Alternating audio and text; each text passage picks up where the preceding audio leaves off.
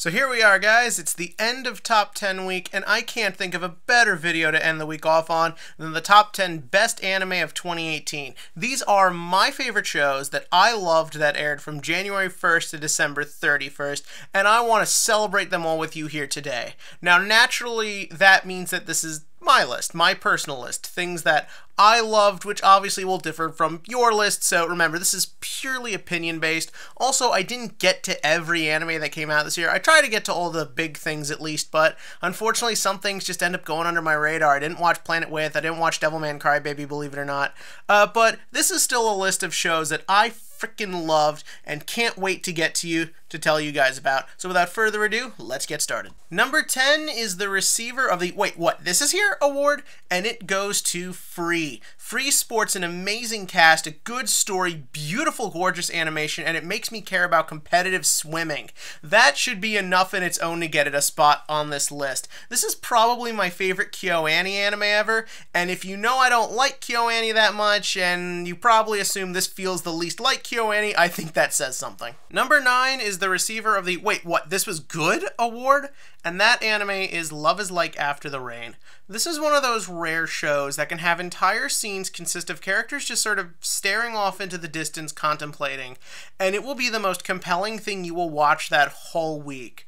Like, no joke, I, like a lot of people, was a little trepidatious going into this series that it's about a teenage girl into her middle-aged boss, what's gonna happen there? But no, it actually is this very unique, very likable show about just sort of finding your place in the world and what it means to get lost and how exactly the people around us kind of get us back and how what we feel for them affects who we are as people. Like, it actually does have two very likable, relatable, and understandable characters, and above all else, it's an anime that made a giraffe neck girl seem sexy. That is an accomplishment. Number 8 is the receiver of this year's Just Plain Fun Award, Tonkatsu Ramen, which is also the hardest show of the year to pronounce.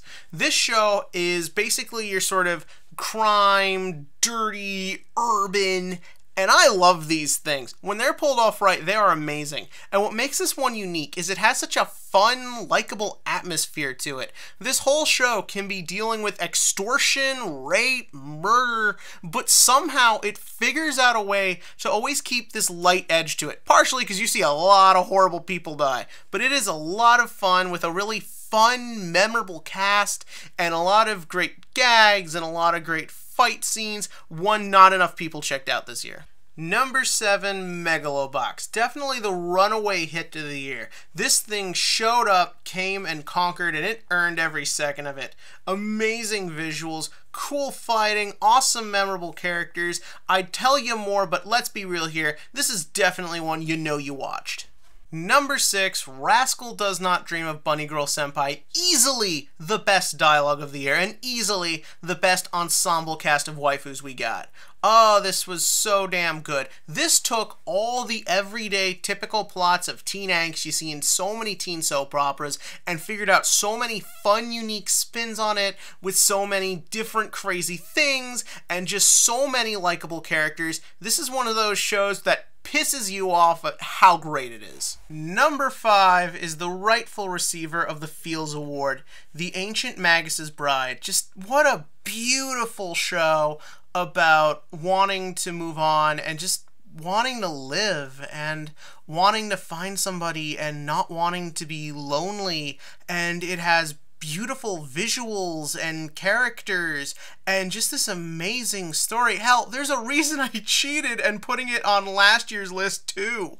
This was an amazing anime, one you won't forget when you watch it, and it had a redhead waifu. Like, enough said. Number 4, My Hero Academia Season 3. So I'm not gonna lie, going into this season, I wondered what they were gonna do to try and top the Hero Killer Stain arc and the Todoroki arc from last season. Well, much to my surprise, they didn't try to top them. Instead, they tried taking the story in some interesting new directions, and I fucking loved it. First up, we had everything with All for One. This was ass clenching.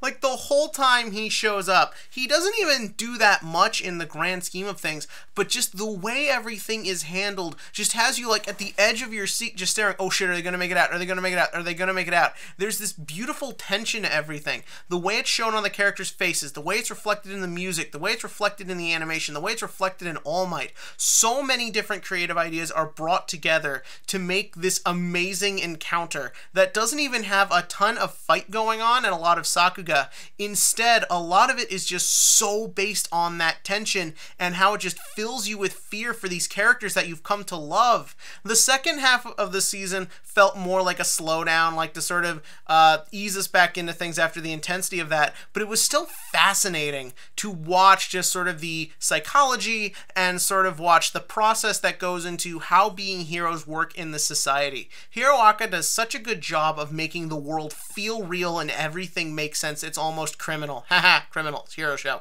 That being said, my favorite episode of the whole season has got to actually be the most pointless. Just the one where they go to the dorm rooms and we're seeing their rooms and we see their personalities at play and how they express themselves and how they go back and forth with each other. Hiroaka truly is somewhere in the top shonens of all time, and if you've been afraid to check it out because you're afraid the hype will kill it for you, trust me, it's worth it. Number 3, SSSS Gridman. Guys, Trigger finally broke their streak of bad villains by giving us maybe my favorite villain of the whole year in anime. This show is fantastic. Great villain set aside. This is such a beautiful love letter to Tonkatsu and Godzilla and Super Sentai and all these things that very clearly influenced the people who work at Trigger. It's such a beautiful passion project that you just feel all the love and respect for this style of filmmaking. Like, a lot of people have talked about it. Mother's Basement did a great video about it, just talking about how every monster is designed to look and feel like it could come from a rubber suit. Every effect is painstakingly made to feel like something that could be done on a cheesy Saturday morning live-action show. There is so much love and detail in every scene, it just permeates from the whole show. And there are, of course, always the great things Trigger pulls off. Fun, memorable characters, quirky, great dialogue, and just a ton of fun, awesome fight scenes. And also, the biggest accomplishment of this anime, thick thighs are a thing in this community, guys. Thick thighs. God, I love Trigger. Number 2, Food Wars. Once again, like last year, 2 and 1 are interchangeable because for me, Food Wars is probably one of the single most smartest television shows ever written. I love this series to death. I've talked about it multiple times. I don't need to say anymore, but just know that when season 4 gets here, I'm gonna lose it. I love this show so goddamn much. Number 1 is Banana Fish. Yeah, as I said with the Ramens, I love crime shows. I love these sort of gritty underbelly type things, but this one takes a much more darker approach. This is not necessarily a fun, happy-go-lucky adventure in the world of crimes. Banana Fish is a dark, gritty, violent series. The kind of anime you feel like they never really want to make, because a lot of times these things don't do super well because obviously of the rating. But yeah, and also this was a manga that people thought the window for adapting was gone. This thing is from the 80s.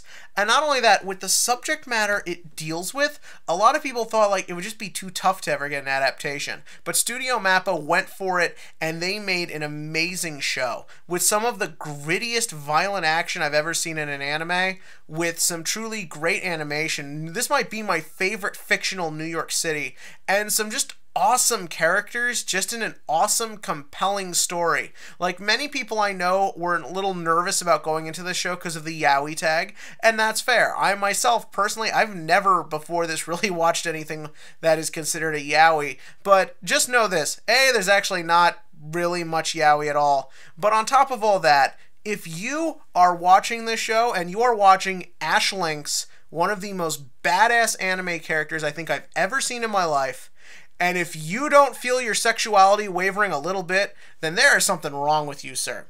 Anyways, this show is fantastic, it's kick-ass, it's amazing, it was well than worth the 30-year wait, and above all else, this was the show to watch in 2018.